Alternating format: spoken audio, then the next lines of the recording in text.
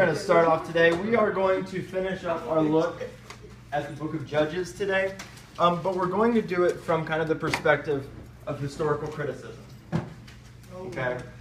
Now, historical criticism is something that we've used a little bit in the past, but it's something I definitely want to apply. I want us to try to apply to the book of Joshua and Judges, and then a little bit later we're going to apply this also to Kings and Samuel.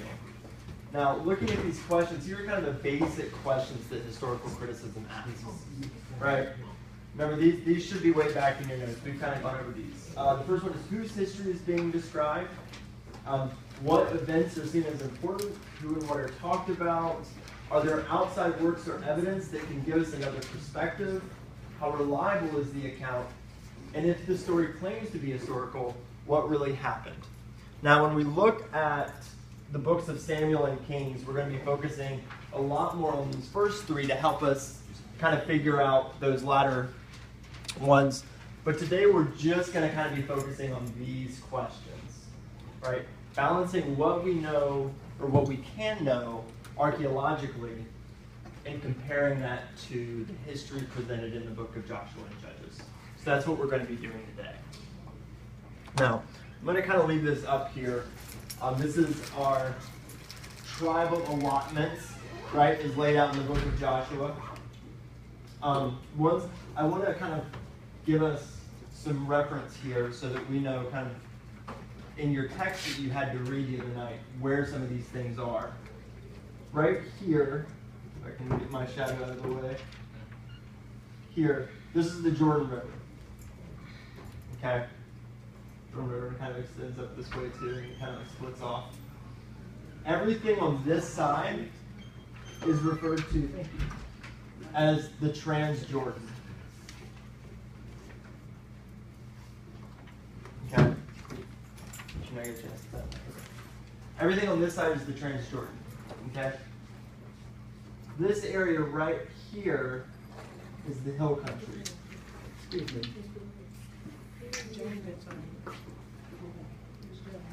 Do you have a question? Oh, no. Okay. Sorry. There you go. Okay. So this is going to be kind of important. And the hill country can really refer to this like broader area, even just kind of around the Jordan. So everything this side of the Jordan is the Transjordan. Over here is the hill country, and then this is Canaan proper. Right? So we can put Canaan over here. So this will kind of give us a good idea of what we're looking at. Now, what I gave you on Wednesday were 3 different theories, and each of you got one of those theories to look at and to try to understand and defend. So what we're going to do today is we're going to take a look at those 3 and try to balance them out, see how they deal with the biblical witness to what happened, and how they can, or how they try to account for the archaeological evidence. So the first one we're going to look at is the Conquest theory. And now these are all theories that are trying to figure out what really happened in the book of Joshua and Judges and how history lines up with that. How the people of Israel emerged in the land of Canaan. Okay? That's what all these are trying to figure out. So, who had Conquest theory as their kind of theory? You got 1, 2, 3, 4, okay, 5. Awesome. All right. Someone want to give me maybe like kind of a brief summary of what the Conquest theory proposes for how the people of Israel emerged in the land of Canaan? There was like 3 really decisive campaigns where they went in and just basically took everything out. Good. Somebody want to kind of elaborate on that?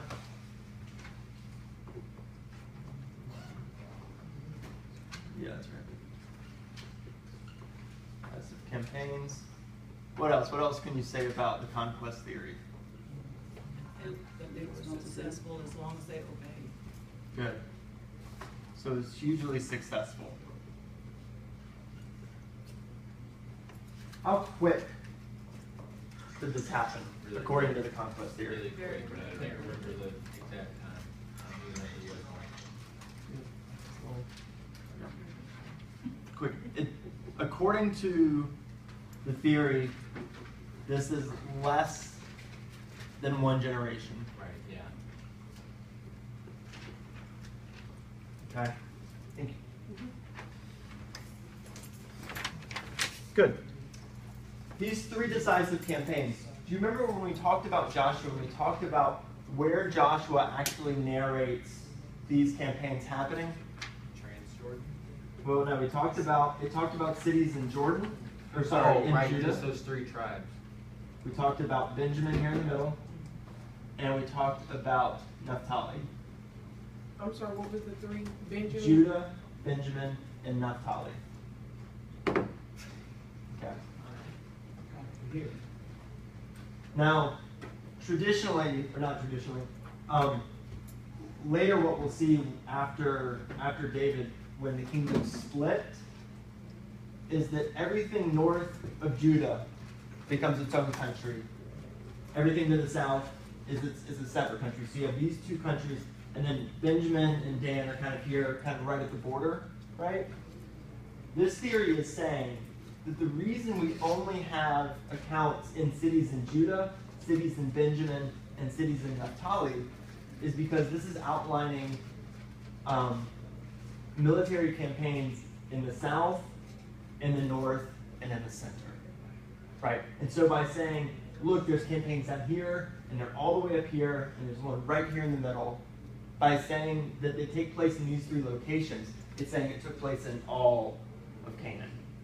Does that kind of make sense why we have three decisive campaigns then? Right. Why it outlines. So it's saying, hey, Joshua isn't narrating just these small campaigns, it's just using these campaigns to say that all of Canaan was taken, because we're looking at each of these three in the north, the south, and the center.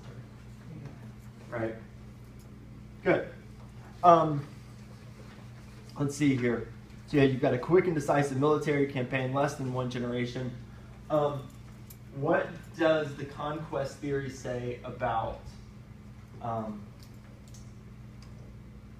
how many kings and people were left? None, right? So, so what we should see, in a sense, we could say there's kind of cultural and social destruction, right? We have wiped out the power structures.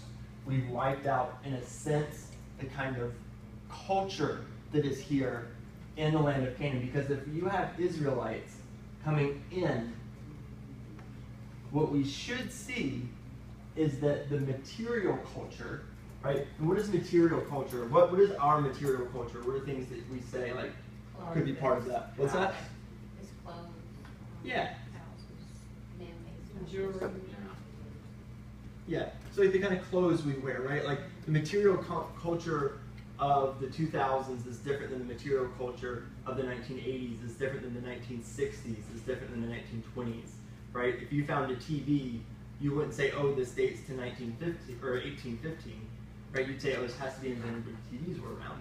And it's the same thing for the material culture in other places and in other times, right? Our material culture here in the West looks very different than the material culture in the East, even at the same point in time, right? So if you have a group coming in from the outside, they're going to be bringing in their own material culture. And so what we should see is, if this theory is correct, we should see at one point in time a whole new material culture emerge in archaeology, right? In the archaeological record. I have a question. Shoot. Okay. They were coming out of bondage. Right. Okay. Typically, my thing, Mhm. if somebody is in bondage, you would not allow them to have, but, precious few material. So, but in Exodus, it tells us that they were instructed to get from the Egyptians. Mm-hmm. So wouldn't they have taken Egyptian things with them? So that's one possibility. So we have a couple possibilities here. We should, and that's a really good point, we should either find in Canaan a lot of Egyptian stuff, if they're actually bringing all of that in, or we should see, even if they're not bringing in their own things at the moment, their own material culture start to arise, right, within a few generations, right, making things like pottery, right. This is one of the kind of big things that archaeologists look to, because it doesn't, you know, if you have like clothes and things like that, that eventually just wears away, and you can't really find much of that. You can find pottery. And so we should be able to find some kind of distinct pottery record, right, from the Israelites, bringing in their own culture, right? But that's a really good point. Good. And then so what the conquest theory does is it takes Joshua and Judges as a historical narrative. Right? It says, it goes along with that thematic thrust of Joshua and Judges and says, well, you don't just have these themes developing. What we have is actual history of one group of people coming in unified, taking the land, and then dissolving. Right? What's this? What's that you got right there? Joshua and Judges as historical narrative. Oh, okay. Mm-hmm. And just to give you some reference, kind of in our own history, this theory was kind of the predominant theory until the 1950s. Okay, so this theory's been around for a while. Now, what are some of those of you who read this, what are some of the strengths of this theory? I thought like it, I mean, because Joshua is I guess a historical document, so I didn't read the other ones, but I felt like it would have been the one that stayed the closest to Joshua's account. Right. So yeah, so you have, how do I want to phrase this? I want to say loyalty to the biblical account, but you have it. The biblical account supports. Right. Yeah. Right. The history as we have it in Joshua and Judges, right? That narrative, that ancient narrative, supports this theory the most. Good. Yeah. I do read them all because Oh, did you have all three? I don't have all three, but I did read all three. Okay. One of the things that really stood out to me is the fact that this was a military, and when you look at the map itself, it's like they were cutting off forts to where people like had to come through them in order to be in like I want to say like the best parts of the land. Okay. So where you have like hill country, I mean, all of that is hill country, I get, but it just seems like there were certain pieces of it that was They more were taking like strong. strategic Right. As far as spots. the military part anyway. Okay, good. So we can say that, so you're saying that the places that Joshua narrates Right. where these events took place are strategic? Good. Sure. Awesome. Okay, we'll come back once we've kind of gone through all of them and kind of look at maybe where each theory is weak. Okay, the next theory that pops up in the 1950s is called the peaceful settlement theory.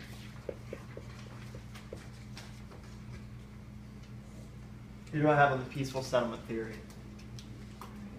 Well, Joan read all of them, so she can be there. Was that Kaya. the peaceful migration? Peaceful migration Okay. as well. Yeah, peaceful migration is the same one. So we have. Yeah. Okay, cool. What's the basic theory of the peaceful migration?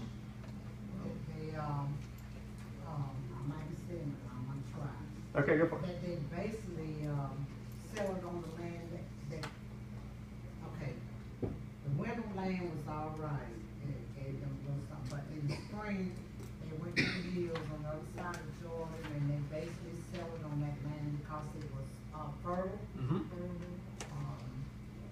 You can vegetate on it. I'm sorry, I'm just saying. Help me out, I'm just saying, like, they had vegetation on the, on the hills up in the hills. the central hill of Canaan.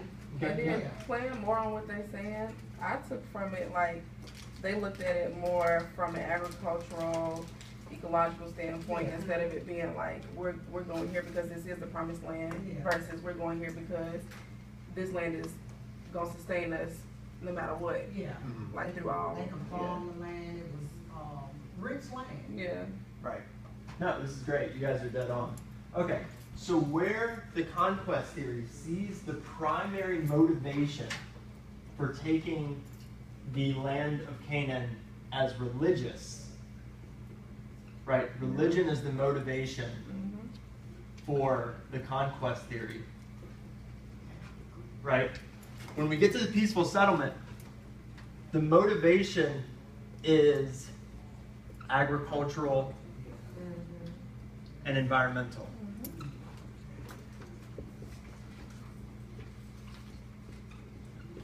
Because as they're saying, the theory goes with the peaceful settlement is that you have a group of nomadic people in the Transjordan region, right, across the Jordan, right?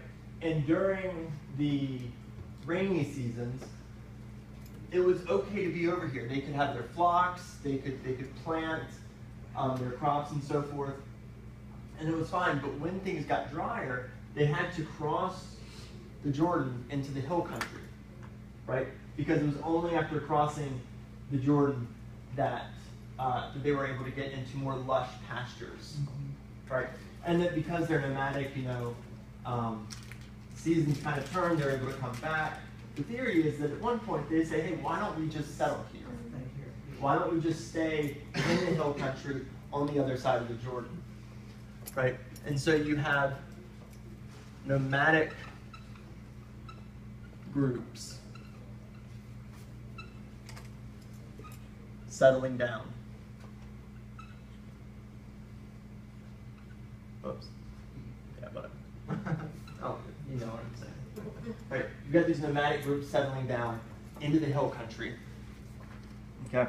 And there's a couple variations that this theory can take. One is that there's only this one kind of group over here that's these nomads that eventually kind of settle in the hill country. Another theory is that we've got this group of slaves from Egypt that come up and meet with these nomadic people, kind of end up becoming one people with them, joining with them, sharing their stories, and kind of this group that's now become a little more homogenous then moves in towards Canaan. But also peacefully, right? Because what's happening, and this is kind of why this theory is called peaceful settlement, because it's not only just a gradual migration of these nomadic groups, but also because they're staying in the hill country, they're staying away from some of the larger urban centers, right? So these larger Canaanite urban centers of commerce and everything, this is where power is concentrated. And because these people are just moving in the hill country, the people who are powerful, right, the ruling elites, the military, they don't really care about them, right? So it's not that they had a good relationship with the people and ruling in Canaan, they just didn't care, right? It didn't affect them that you have this group of nomads kind of moving into the hill country, right? Did the nomads not get,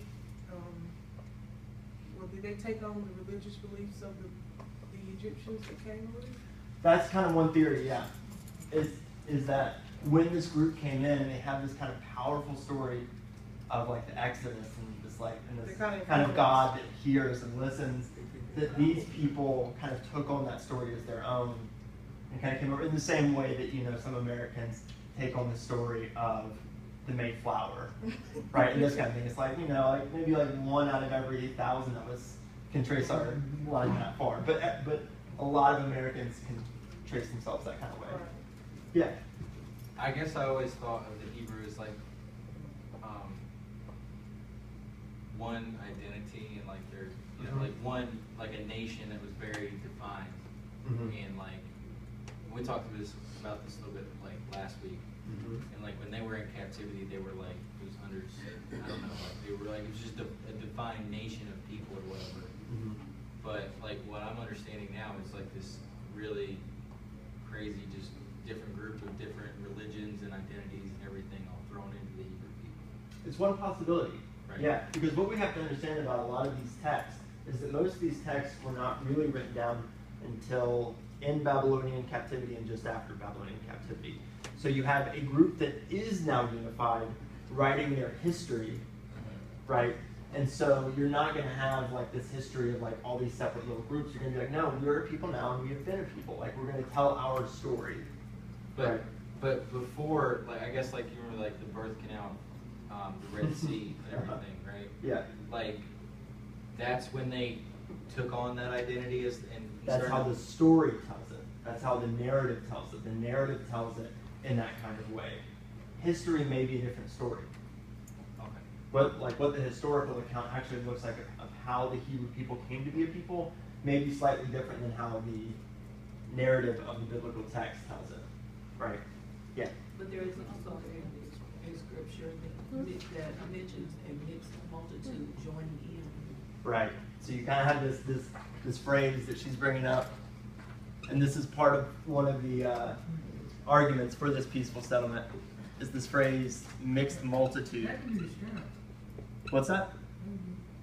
Would you going into the strengths of that theory? Of this theory. Yeah. Yeah. the theory. Yeah.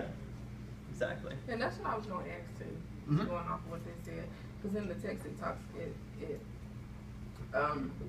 gives them the name wanderers. So it's like all these people are just wandering around and then Mhm. come in contact with one another and then just decide, okay, let's become a people. Right. So that goes with the mixed multitude idea. Or Yeah. no? Yeah. This idea that maybe there's a group that is coming in from the outside and kind of mixing with this group. Right. I think that the mixed multitude part comes in Exodus, and that's where that's mentioned. So a mixed multitude leaves Egypt, but it may be kind of one of those hints to a particular part of their history that's in the text itself. Yeah.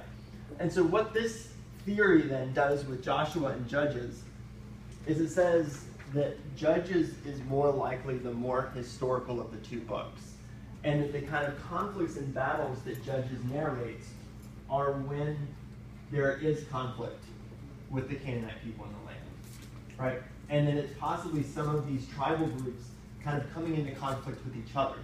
Because we see that by the end of the book of Judges, you see groups fighting amongst themselves, right? We talked about that one awful one with the tribe of Benjamin. But there's even an account before that of Ephraim not coming to somebody's aid, so they go into battle and all that kind of jazz.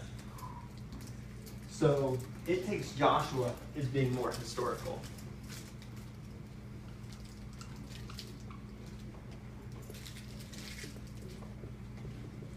It says Joshua is probably kind of a better look at how this actually came to be, as opposed to Joshua. And Joshua, Judges. Whoops.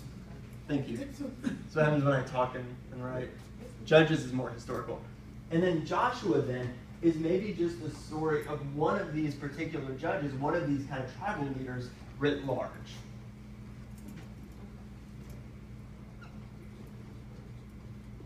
Right? So Joshua as tribal leader, we can say, writ large. Right? He's made into like this kind of King Arthur, Christopher Columbus kind of person.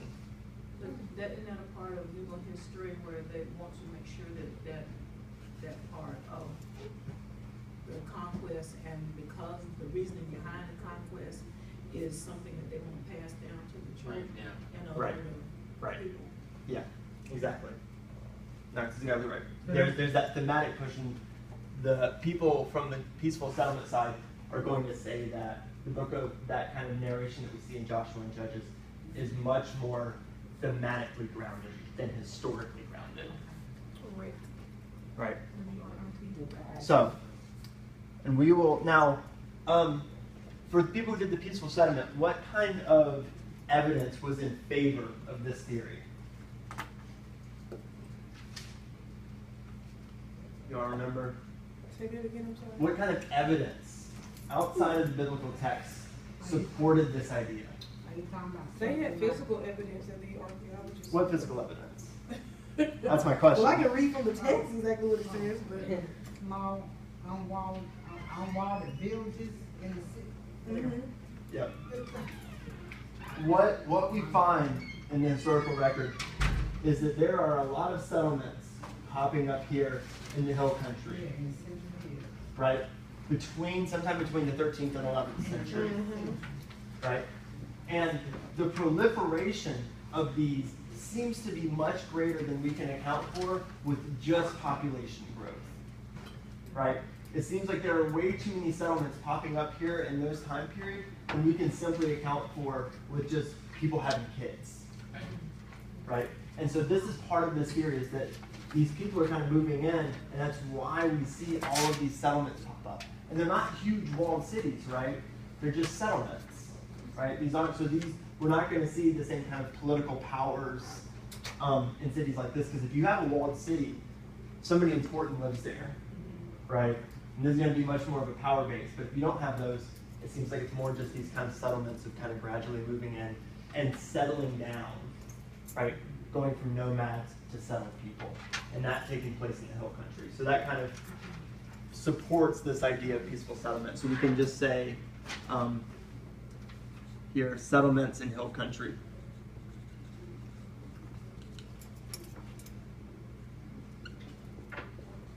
So you say evidence of settlement in hill country? Yeah, this is kind of some of the archaeological evidence that we find that supports the peaceful settlement theory. Why would like all these walled cities and governments and whatever like let these people just settle in their land? Because they weren't really threatening weren't really having any kind of impact on their power. Right. It wasn't the same kind of thing as in the U.S. where you have like some people crossing the border and people are all worried about their jobs. Right. This is they're in their power centers in Canaan, and you've got these people settling, but it's not having any impact on them negatively. So they're fine with it. And one could say that it's not until these people start moving from the hill country into the more urban areas that's where you get the accounts of conflict we have in Judges. Right? Cool. The last one is Peasant Revolt. And this comes along around the 1960s. Was there a time frame with the peaceful settlement? Yeah, this is around 1950. This is kind of the first theory that comes into conflict with the traditional view of the conquest. All right, so you have this idea of conquest that Joshua and Judges is historically accurate, and then 1950s you get kind of this new movement within the archaeology that starts taking a different look, and we get this peaceful settlement theory that starts trying to account for some of the archaeological problems with this theory. And then in the 1960s we get another theory called the Peasant Revolt theory. Now, who's on that theory? Got 1, 2, 3, 4. Cool. Give me a good summary. Well, the summary far as I got is that the Canaanites, they had oppressed people, so the lower class, the people that didn't have land and stuff like that, they got upset with the higher people. Mm-hmm. And they actually started the fight, the way it's saying, that they started the uprising. The slaves or ex-slaves came across from the Trans-Jordan, which means that they did go up. Right. And so they crossed over and they kind of come together. And the Canaanites and the Israelites come together. And they take over progressively. Okay. So it's not quick. Mm-hmm. Which explains some of the artifact issues that they're looking at. But I thought this was the one that was really kind of strange. We've talked about it, I think, the most. But since the story is told in reverse, the story is told after, I think it explains some of the things. Because if God had just told them not to murder the Egyptians, the Israelites, had introduced the Canaanites to their God Yahweh. Mm-hmm. But why is that left out? That you shouldn't murder? Because the ban is put in place to kill everything and take everything. Right. So it's kind of an upside down, sideways story. But Okay. it's, Yeah. it's good. Anybody else want to elaborate on that? We got to take That's it. hard. Same thing? Okay, Is good. there more to it? Look, I'm like. No, okay, well, let's dig into it. Let's dig into it. So, these two other theories and kind of the variations on those start from a place of saying there is a group of people from the outside moving in. The peasant revolt theory takes a very different perspective and says there is no large group moving in. We later have these ex-slaves from Egypt kind of moving in. But primarily what we have are the oppressed people in these major urban centers, kind of, and even in the more rural areas, starting to revolt against oppressive systems within Canaanite society. Right? So the peasant revolt theory says this is a revolt from within.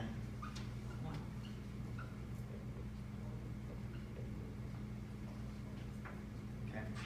And that when we read the word tribe, right? So we have the tribe of the Israelites and the tribe of the Canaanites. What we really need to read there is social class.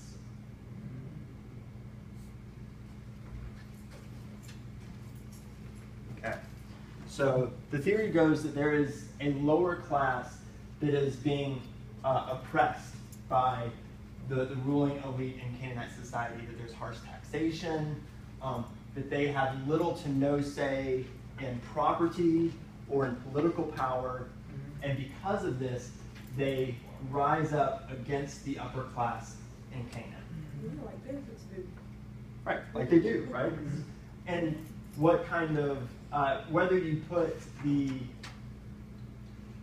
group of exiles from Egypt at the beginning of this, and so kind of precipitating this kind of revolt and leading to it, or whether you say they come in a little bit later and then just kind of add fuel to the fire. The idea is that this group of ex-slaves from Egypt comes in with their own story of throwing off the oppressive powers of Egypt, right?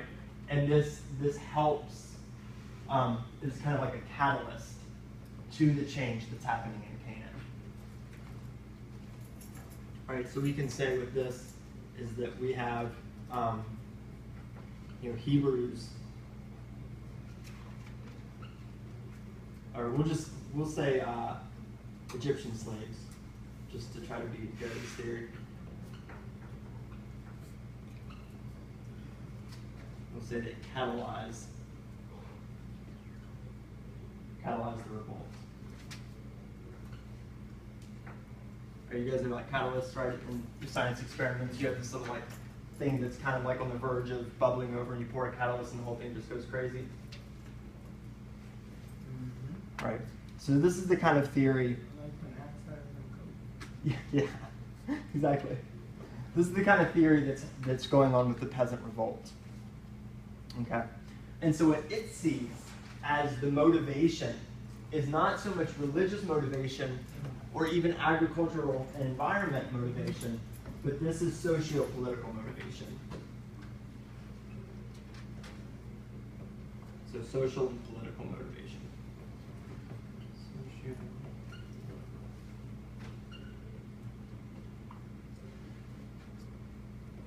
Right? The uprising was because of these social and political concerns. Okay. Now, what are some of the strengths of this peasant revolt? Somebody who hasn't kind of talked about this yet. Some of the strengths of the peasant revolt theory. Yeah. The Transjordan slaves, they encourage like religious beliefs and they introduce them to Yahweh. Okay. Yeah. It's really interesting that in the biblical account, we very much have this idea of a deity who is on the side of the oppressed. Right? A God who, unlike their political leaders, hears their cries. Right?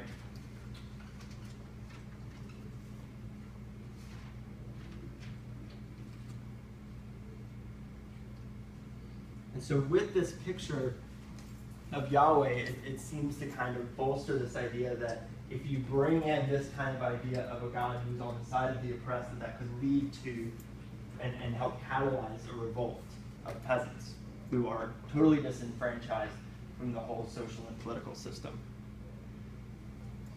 It also kind of helps account for the hill country settlements a little bit, because you have these peasants who are not only going to be kind of overthrowing their own oppressors within these cities, but also possibly starting to move away into the hill country. Right, it's a little problematic because there still seems to be too many to account for even people leaving these urban centers, but that's kind of one side of that as well. That these hill country settlements that we find around the 13th to 11th century could be some of these peasants and lower classes kind of moving out of the urban centers, and even some of these ex-slaves from Egypt kind of moving in. Right. It also is one of the only theories, even though I'd say the peaceful settlement does this too, it accounts for, this is going to be hard to write, so I'm not going to write it, but it accounts for the reason why there's no huge difference in the material culture. Right? Because we find so little difference in the material culture from the 14th to the 11th centuries, right, the very time when this conquest should be happening, the peasant revolt theory kind of gives a rationale for that, because there's not these people coming in with their own material culture. It's the fact that you just have the very same material culture, just kind of a lower class and an upper class, right? So this kind of gives a rationale for why we have that same material culture between those centuries. Okay. Now, what kind of weaknesses do we have with these? We kind of already just talked about one, right? With the conquest theory. Archaeological evidence. Yeah. The archaeological evidence for the conquest theory is extremely minimal. It's extremely minimal. The saying goes that a lot of archaeology pre-1950 was done by archaeologists with a shovel in one hand and a Bible in the other. Right? Kind of like this is the lens that they are seeing all their evidence. Right? So it's like, oh, I found this gate that has, these features. Oh, well, it's because of Solomon. Right? Rather than taking a more scientific, detached perspective to their evidence. Right? We just don't have evidence of a one generation shift in material culture. We don't have, besides 2 out of 31 sites mentioned in Joshua, any evidence of destruction of towns that Joshua tells us are destroyed. So we don't have these destruction layers that should be there. The walls that came crumbling down in Joshua, help me out, Jericho, were destroyed much before Joshua even came along. Right? So these are some issues with the conquest theory, is that a lot of archaeology kind of seems to, it doesn't jive well with this theory. What are some problems with the peaceful settlement theory? They should look beyond ancient Israel to other invaders. Say that one more time. They should look beyond ancient Israel to other invaders, like somebody else could have invaded Right. the hillside before they came or something. Well, yeah, no, the problem that line is pointing out is that the proponents of this theory, in order to account for the places that are destroyed, have to say somebody else other than the Israelites do it. They have to say, oh, is this group to the north or is this group to the south? So they have to turn to other invaders that we have no record of invading this land. So the peaceful settlement theory kind of falters on that line, is that it can't account for the destruction of these places except by turning to other nations. Yeah. But, well, in addition to that, they got, we talked about how perhaps there were some things that Egypt did not want in their history because it was unflattering militarily. Okay. And, you don't want to say, you lost a bunch of people who used to work for you. Sure. Because you were, right, or you got destroyed. Sure. So, and maybe perhaps some of those same things happen in other civilizations. And you bring up a good point. This is what's really difficult, is that kind of bridging the gap between what did happen and what we have evidence for is what you could call the historical imagination. Yeah. Right? We have evidence here, we're trying to get back to what really happened there, and the thing that kind of bridges that is the historical imagination. And what's difficult is that oftentimes there's a big gap. There's a lot of silence between our evidence and what really happened. And how we fill that in is going to be kind of determined by our historical imagination. Right? So, okay, we have this lack of evidence, you know, in the Egyptian record for what happened. Is it because it never happened, or is it because they wiped it out of their records? Right? And so it's hard to say. Right? Another difficulty kind of with the peaceful settlement is it kind of has this assumption that people go from nomadic to settled. And we have plenty of records historically where it also goes the other direction. Right? So it's not always the case that people just go from nomadic people to settled people. More than that, another kind of difficulty with this theory is why do these people living in the Transjordan take up the story of these ex-slaves? Why? What is the motivation for these people in the hill country kind of assuming this religious heritage that isn't their own? Right? And this is the same kind of problem a little bit with the peasant revolt, even though the peasant revolt kind of tries to give a little more motivation for why that story would be so appealing to peasants who are trying to overthrow their oppressors. But here again, we have a religion from the outside coming in. And so you're going to have a lot of motivation for a group of people to be like, oh, okay, no, all these gods that we've grown up with are wrong. And this God that you are introducing us to is right. And they accept it. Yeah.